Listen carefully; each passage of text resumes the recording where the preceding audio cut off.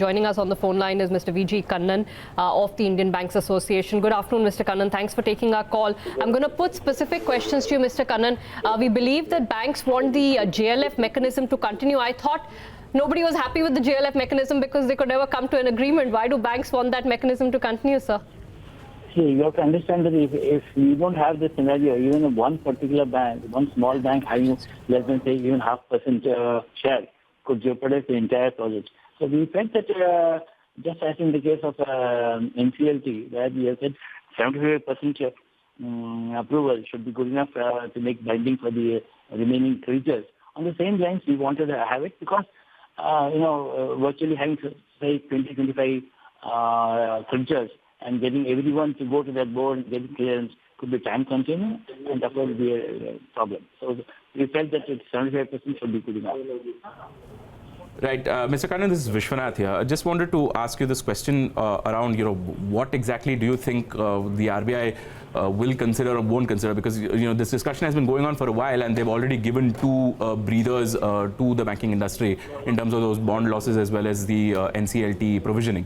Do you think that this is something that the RBI might consider, loosening its stance on the 12th February guidelines? Yeah, if I'm very positive in the sense that optimistic, the way the bond losses have been, I'm not saying they have done away with it, but at least the relief given to the bank. On the similar lines, if RBI would examine this, and I think they may accept many of our requests, I can only keep my fingers crossed on this. Right, Mr. Kannan, there was also some chatter around some delay around NCLT admission that the bankers are seeking. The RBI is very clear that within 15 days of the resolution plan not working out, you have to, or within that 180-day, after that 180-day period ends, you have to go to the NCLT within 15 days and admit the case. Are you seeking some kind of leeway there as well? Frankly speaking, the 15-day period is supposed to start from the first day of the default. The moment the default happens, within 15 days. So what we have thought is give us some more time. In effect, if you remember, there's something called SMA 0, SMA 1. SMA 1 is default continuing for 30 days and above. So what we do, the moment the account goes into SMA 1, then that becomes a trigger for us to start the 15-day count. So effectively what we're saying is 45 days from the date of default if it is a continuous default. So within that, we can approach the NCLT.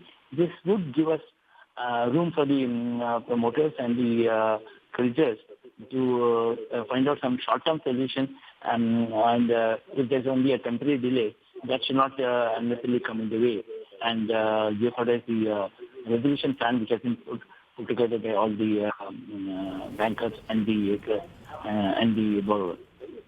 Mr. Kannan, the problem is that this issue of temporary, whether a delay is temporary or not, is very subjective.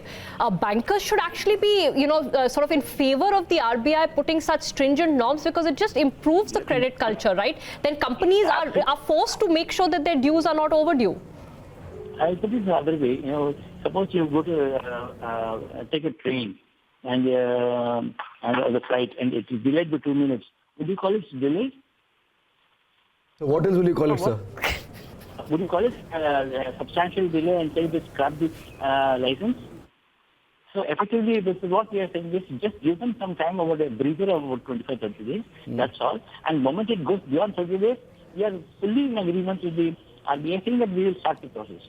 But 30 days is when we are saying 30 days because that's the pure period. As we think that resolutions automatically, suppose there's a delay in some disbursement, etc., which happens on account of some realizations. That could help them mitigate. If, of course, if this is beyond 30 days, I'm sure we will certainly take the action as the RBI says.